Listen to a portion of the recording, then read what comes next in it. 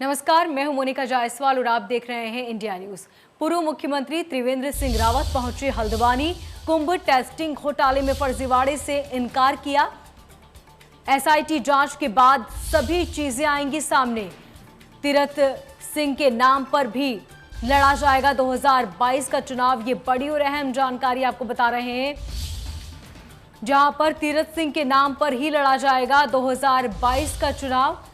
कुंभ testing घोटाले से फर्जीवाड़े से इनकार किया गया। तो बड़ी और अहम जानकारी आपको बता दें, पूर्व मुख्यमंत्री त्रिवेंद्र सिंह रावत हल्द्वानी पहुंचे। इस दौरान उन्होंने कहा कि कुंभ टेस्टिंग घोटाले में फर्जीवाड़ा नहीं हुआ था। घोटाले में फर्जीवाड़े से उन्होंने साफ इनकार किया।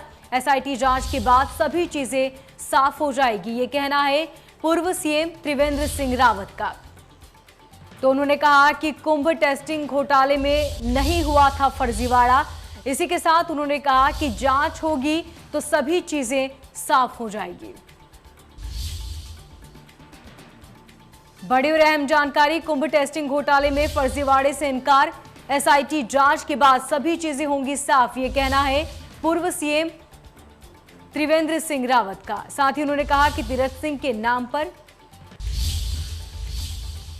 मुख्यमंत्री तीरथ सिंह रावत ने डॉक्टर श्यामा प्रसाद मुखर्जी के बलिदान दिवस के अवसर पर उनके चित्र पर पुष्पांजलि अर्पित कर उन्हें श्रद्धांजलि दी।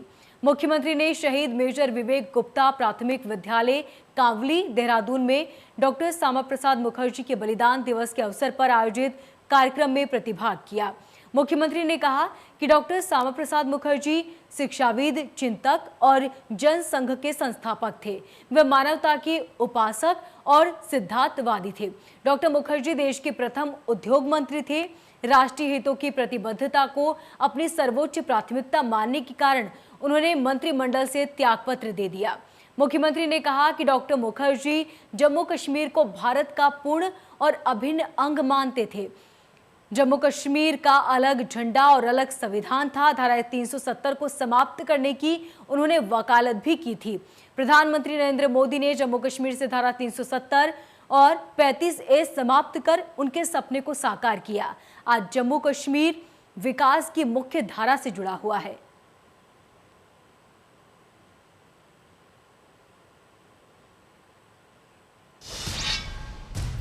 स्वर्गीय श्यामा प्रसाद मुखर्जी के बलिदान दिवस के अवसर पर काशीपुर के रामलीला सभागार में भाजयुमो ने रक्तदान शिविर का आयोजन किया, जिसमें पूर्व मुख्यमंत्री त्रिवेंद्र सिंह रावत ने शिरकत करते हुए शिविर का उद्घाटन किया, जहां क्षेत्र के सैकड़ों बीजेपी कार्यकर्ता और अन्य लोगों ने भाग लेते हुए रक्तदान किया।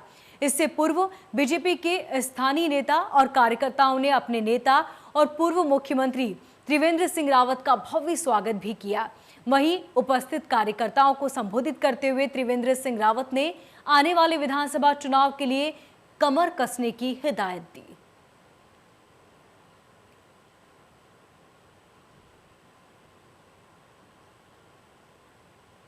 सेवा ही संगठन है। ये कार्यक्रम चल रहे हैं।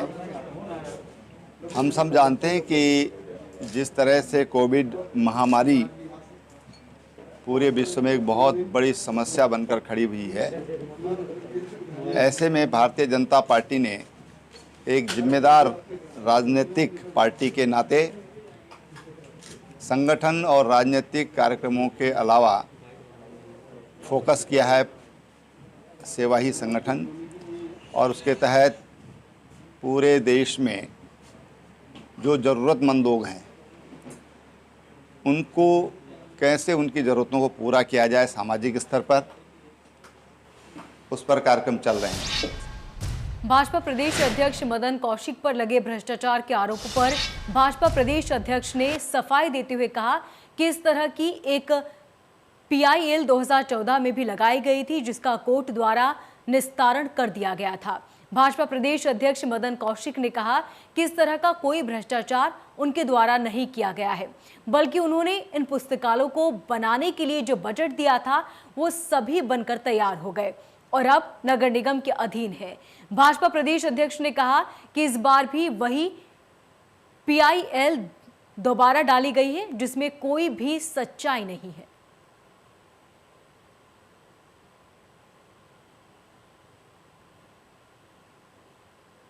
ये 2014 में भी सेम लगी थी, तब इसका निस्तारण PIL के रूप में थी, समाप्त कर दिया गया था। और वो सभी जो लाइब्रेरी बनी थी DM ने अपने अंडर में लेकर और नगर निगम को दे दी थी। यही उस समय चीफ जस्टिस का आदेश हुआ था कि सारी लाइब्रेरी बनी हुई हैं। मौके पर जो उन्होंने कहा कि लाइब्रेरी की बजाय उसमें कुछ अन्य प्रकार की गतिविधियां हो रही हैं, जैसे उसमें सामुदायिक केंद्र चल रहे हैं, तो उस समय हाईकोर्ट ने कहा था PIL का निस्तारण करते हुए कि तत्काल अपने अंडर में ले लिया जाए। उन्होंने तत्काल सारी लाइब्रेरी अपने अंडर में लेकर नगर निगम को दी थी। अब उन्होंने उसी PIL को दोबारा डाला है, किसी दूसरे ने डाला है। कि दो चीज़ें हैं, जब एक प्रारंभिक तौर पर इस प्रकार की कोई सूचना मिली, सूचना मिलने के बाद तत्काल उसमें देखा गया कि इस प्रकार का कोई विषय आ सकता है, तत्काल वहाँ जांच के लिए जो CDO की अध्यक्षता में एक कमेटी बनाई गई और तत्काल एक SIT पुलिस की गठित की गई। आंकड़ों के आधार पर जो आएगा, तथ्यों के आधार पर जो आएगा, उसके आधार पर सरकार आगे निर्णय लेगी। महाकुंभ में कोविड जांच के फर्जीवाड़े का मामला, आरोपी मैक्स कॉरपोरेट सर्विसेज को मिली राहत। कोर्ट ने मैक्स कॉरपोरेट को गिरफ्तारी पर रोक लगा दी है। जांच में सहयोग करेगी आरोपी संस्था मैक्स सर्विसेज। 25 जून को जांच अधिकारी के समक्ष पेश होने के निर्देश दिए गए।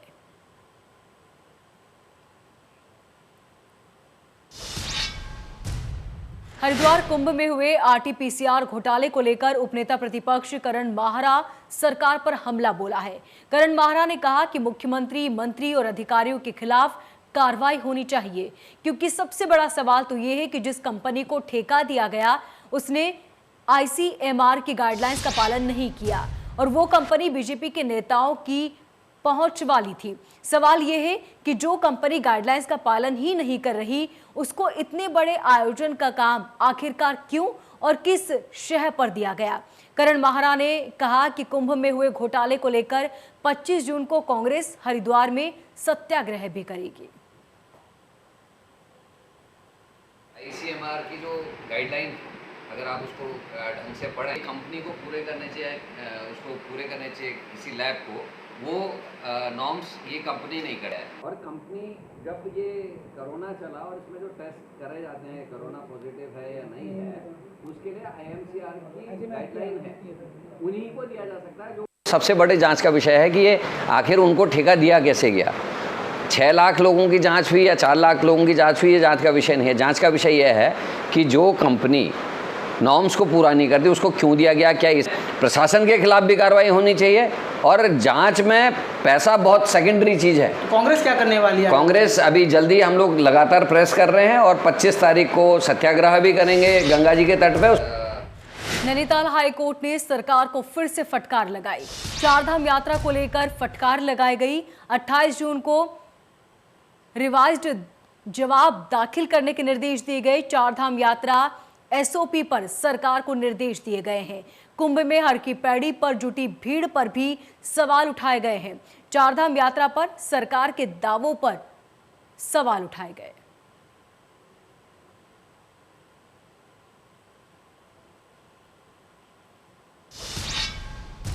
कांग्रेस के पूर्व स्वास्थ्य मंत्री सुरेंद्र सिंह नेगी ने कोरोना महामारी के दौरान सरकार पर लापरवाही बरतने का आरोप लगाया।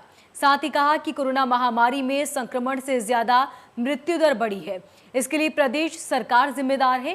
केंद्र और प्रदेश सरकार के द्वारा अगर स्वास्थ्य व्यवस्थाओं को मजबूत किया जाता तो आज कोरोना की दूसरी लहर में संक्रमण से मरने वालों की संख्या नहीं बढ़ती।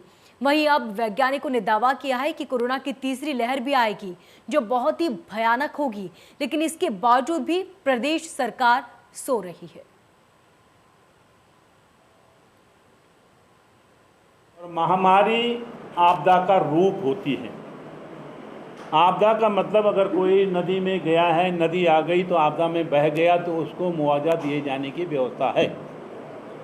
आपदा अगर केदारनाथ में आई है तो वहाँ पर अगर कुछ लोग मरे हैं तो उनको भी आपदा राहत से पैसा दिए जाने की व्यवस्था है। ये आपदा भी जो है ऐसे समय आई जब सब लोग जो है लापरवाह थे, खासतौर पर शासन प्रशासन। तो ऐसे समय में जब कोई किसी की मदद करने की स्थिति में नहीं था तो इसको आपदा का ही रूप जाना जाता है और इसको जो है निश्चित रूप से लोगों को मुआवजा दिया जाना चाहिए, मृतकों के आश्रितों को, नंबर 1। दूसरा, जो यहाँ पर गरीब तबके के लोग हैं जिनकी नौकरी चली गई, जो बामुश्किल मजदूरी करते हुए अपने परिवार को पालन पोषण करते थे, उनको भी आर्थिक सहायता दिए जाने की व्यवस्था की जानी चाहिए ताकि वो अपने पैरों पर खड़े हो। कोरोना की तीसरी लहर के संभावित खतरे को देखते हुए एम्स ऋषिकेश ने बच्चों के इलाज के लिए तैयारियां शुरू कर दी। इसके लिए नर्सिंग स्टाफ को विशेष प्रशिक्षण दिया जा रहा है और साथ ही कोरोना संक्रमित बच्चों के लिए 100 बेड का अतिरिक्त कोविड वार्ड बनाने की योजना भी चल रही है। आपको बता दें कि विशेषज्ञों के अनुसार कोरोना महामारी की तीसरी लहर के दौरान बच्चों में वायरस संक्रमण का खतरा ज्यादा बढ़ सकता है। इस समस्या से निपटने के लिए एम्स ऋषिकेश ने इलाज पूर्व तैयारियों को लेकर विभिन्न योजनाएं बनाई है।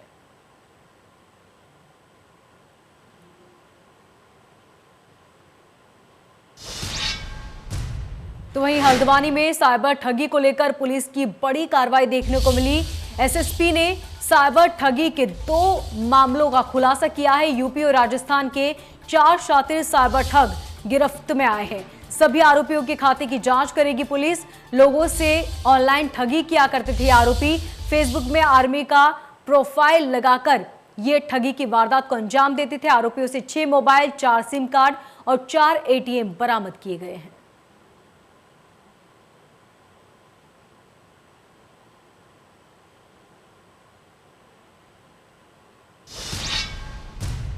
कोरोना के बढ़ते मामलों की वजह से लगे कर्फ्यू के कारण कॉर्पोरेट पार्क में पर्यटक गतिविधियां 1 मई से पर्यटकों के लिए बंद कर दी गई है। 15 जून के बाद मानसून सत्र शुरू होने के कारण भी कॉर्बेट पार्क 15 नवंबर तक के लिए बंद कर दिया गया।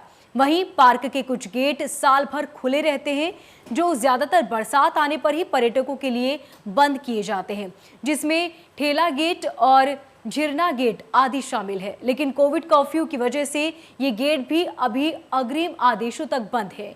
वहीं कॉर्बेट में जिप्सी चलाकर जीवन यापन करने वाले सैकड़ों जिप्सी चालकों ने प्रशासन से कॉर्बेट के कुछ गेटों को खोलने की गुहार भी लगाई है। कॉर्बेट टाइगर रिजर्व के जो जिप्सी चालक हैं अभी वो आए थे और उन्होंने मांग की है कि चूँकि अब जो लेटेस्ट गाइडलाइंस हैं स्टेट की उसमें काफ़ी चीज़ें रिलैक्स कर दी गई हैं, तो जो पर्यटन है जो टीसीपी की गाइडलाइंस के अनुसार जो हो सकता है उसको प्रारंभ किया जाए। तो जो भी लेटेस्ट गवर्नमेंट की गाइडलाइंस है उसको स्टडी करते हुए जो भी इसमें कार्रवाई की जानी होगी वो की जाएगी। कॉर्बेट टाइगर रिजर्व के जो जिप्सी चालक। प्रदेश में 2 दिन पहले हुई बारिश ने हरिद्वार के लक्सर क्षेत्र में भारी नुकसान पहुंचाया।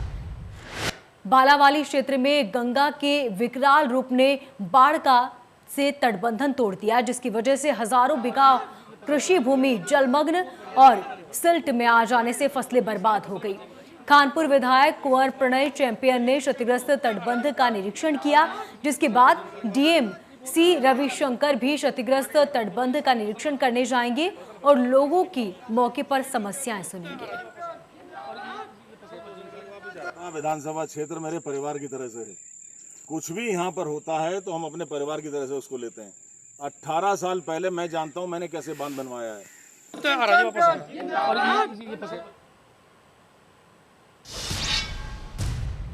रामनगर में कोतवाली पुलिस को सफलता हाथ लगी है। ओक बर्ड्स स्कूल के पास चेकिंग अभियान के दौरान पुलिस के एक युवक को पकड़ा, जिसके पास से 57 नशे के इंजेक्शन बरामद किए गए। पुलिस का कहना है कि आरोपी काशीपुर से नशे के इंजेक्शन लाकर रामनगर में बेचने की फिराक में था। मामले में कोतवाली के एसएसआई जयपाल सिंह चौहान ने बताया कि आरोपी के खिलाफ एनडीपीएस एक्ट के तहत मुकदमा दर्ज कर कोर्ट में पेश करने की कार्रवाई की गई है। साथ ही उन्होंने कहा कि पुलिस का नशे के खिलाफ यह अभियान लगातार जारी रहेगा। आजकल नशे का इंजेक्शन इसमें अभियान चलाया गया है। कल हमें सूचना मिली कि एक व्यक्ति गोविंद सिंह राणा उर्फ कानी इंजेक्शन ला रहा है, तो उसके विरुद्ध जो है सूचना पे जो है उसे ऑकवर्ड स्कूल के पास पकड़ा गया, जिसके कब्जे से 57 इंजेक्शन बरामद हुए हैं। जो कि एनडीपीएस एक्ट के तहत आते थे और एनडीपीएस एक्ट में अभियोग पंजीकृत किया गया, उसका चालान किया गया। जो आजकल नशे का इंजेक्शन इसमें अभियान चलाया गया है। कल हमें सूचना मिली कि एक व्यक्ति गोविंद सिंह राणा उर्फ कानी इंजेक्शन ला रहा है, तो उसके विरुद्ध जो है सूचना पे जो है उसे ऑकवर्ड स्कूल के पास पकड़ा गया, जिसके कब्जे से 57 कोरोना की नई गाइडलाइंस के अनुसार शाम 6 बजे बाद पूर्ण तरीके से कोरोना कर्फ्यू है, लेकिन रामनगर में इसका असर नहीं देखने को मिल रहा। शाम 6 बजे बाद भी लोग रामनगर के कोसी बैराज पर सैकड़ों की तादाद में घूमने के लिए सैर पर निकल रहे हैं। कोसी बैराज पर सैकड़ों लोगों के सैर पर निकलने की लगातार सूचना पर स्थानीय प्रशासन ने एसडीएम के नेतृत्व में औचक टेस्टिंग शुरू कर दी, जिसमें वाहनों में और पैदल घूम रहे लोगों में हड़कंप मच गया। वहीं प्रशासन ने शाम 6 बजे बाद भी वाहनों से और पैदल घूम रहे 100 से ज्यादा लोगों के टेस्ट किए।